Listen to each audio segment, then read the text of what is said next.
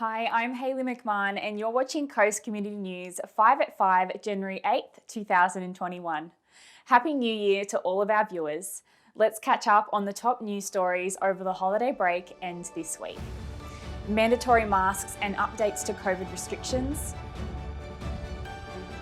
Undetected accounting errors in council finances.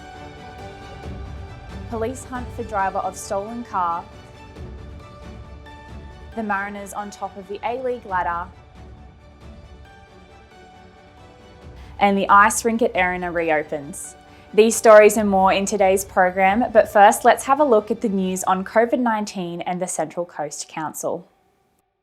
Residents on the northern beaches will see restrictions eased on Sunday, with New South Wales Health Minister Brad Hazzard saying residents in the area will be restricted to the same rules as Greater Sydney. Central Coast residents from the 4th of January have seen new restrictions for some indoor settings and $200 fines applying for people breaking health orders. Face masks are now mandatory in shopping centres, shared transport and waiting areas, cinemas and theatres, aged care facilities and other public venues. In the last 4 weeks, the Central Coast has recorded 4 locally acquired COVID-19 cases out of 27,656 tests. These decisions are made not based on agricultural shows or zones or where you live. It's actually made in relation to public health.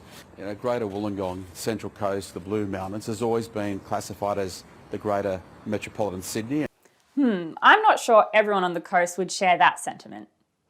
And more information is filtering through around the events leading to the blowout in Central Coast Council finances. In December, a report from accounting firm LG Solutions highlights a litany of accounting errors dating back to 2016. These errors went undetected over a period of 3 years of auditing. The report found the way the council reported its restricted water and sewer funds led to a $129 million error. We spoke to a long-time local resident and council observer, Kevin Armstrong, on his view of the situation. Many councils have audit and risk committees, and that's been encouraged by the state government. My understanding is that they are council's prime governance committee. They're there to safeguard ratepayers from the very thing that's happened. I cannot understand how council's independent auditors apparently missed the discrepancy in the use of restricted funds. I can't understand how the State Auditor General missed that. I can't understand how the experienced people on ARIC also missed that. It's just unbelievable to me that sort of thing can go on. I would have thought that checking the use of restricted funds would have been prime on all the auditors' checklists. The full story by Marilyn Vale is now available on our website. Police are looking for a man they say was involved in a high-speed chase between Ourimbah to Berkeley Vale this morning. They allege a stolen BMW was doing more than 150 kilometres around 9:30 a.m. Another man involved was taken to Wyong Police Station shortly after. And a 38-year-old man has been charged over an alleged stabbing. About 2:10 p.m. on the 5th of January, emergency services were called to a resort on Boyce Avenue, Wyong, following reports a 64-year-old man had been stabbed several times in his stomach. The man was taken to John Hunter Hospital, who is reported to be in a stable condition. And to some more positive news, Central Coast residents can now experience work from 4 of Australia's leading surf photographers at the Gosford Regional Gallery. The exhibition, called It Seems to Come in Waves, is dedicated to lovers of the ocean, surfing and photography. The exhibition will be on show until January 31st. Now let's go to Ross for sport and weather. Thanks, Hayley, and what a difference a month or two can make in sport. After being handed their 4th wooden spoon in 5 seasons, the Central Coast Mariners are sitting at the very top of the A-League ladder after 2 games on the 2021 season. On Sunday, the Mariners unsettled new club Macarthur 2-0 with goals to Denny De Silva and debutant Jordan Smiley. In one of the highlights, Mariners goalkeeper Mark Brigitti made this save of the week. Telling them what to expect, it's Franjic!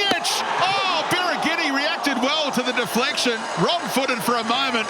The win by the Mariners is the first time the Yellow and Navy have won back-to-back games since December 2017 and follows their first round win on New Year's Eve against the Jets.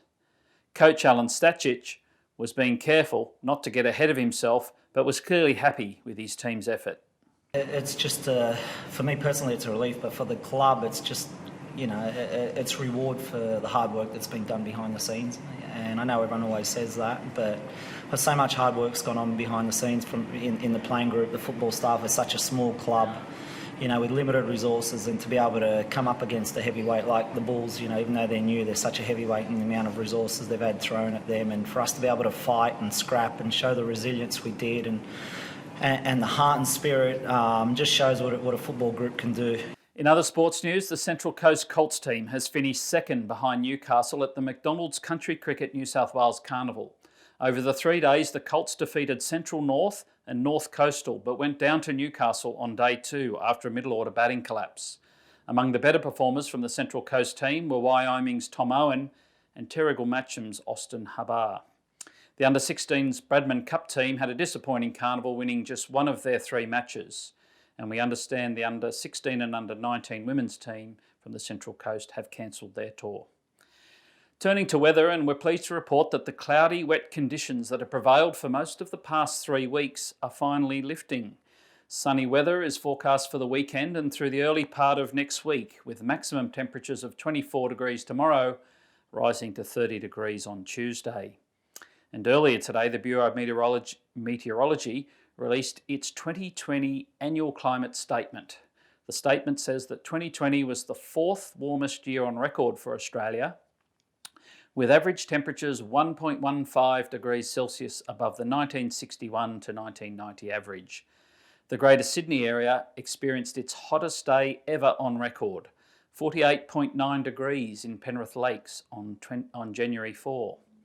And Hayley, just in case we never see it again, I thought we'd show you, the viewers, this snapshot of the A-League ladder. Back to you. Thanks, Ross. The Arena Ice Arena reopened its doors last Saturday after being closed for over a year. New business manager Christine Leghorn said she was excited about the reopening, which had gone through extensive renovations and updates to comply with government regulations. After a ribbon-cutting ceremony, 3 sessions were held on the opening day, each one limited to 250 skaters due to COVID restrictions. All of these stories and thousands more are available on our website, and don't forget to subscribe to all of our socials to stay updated during the week. And for those of you who are interested in a 2020 news review, journalist Terry Collins has wrapped up last year's top news stories, which can be found on our website or in next week's paper. We now finish off today's program with a New Year's message from member for Robertson, Lucy Wicks. Have a great weekend, and we'll see you next week. To every single person on the Central Coast, I just want to wish you all the best for 2021.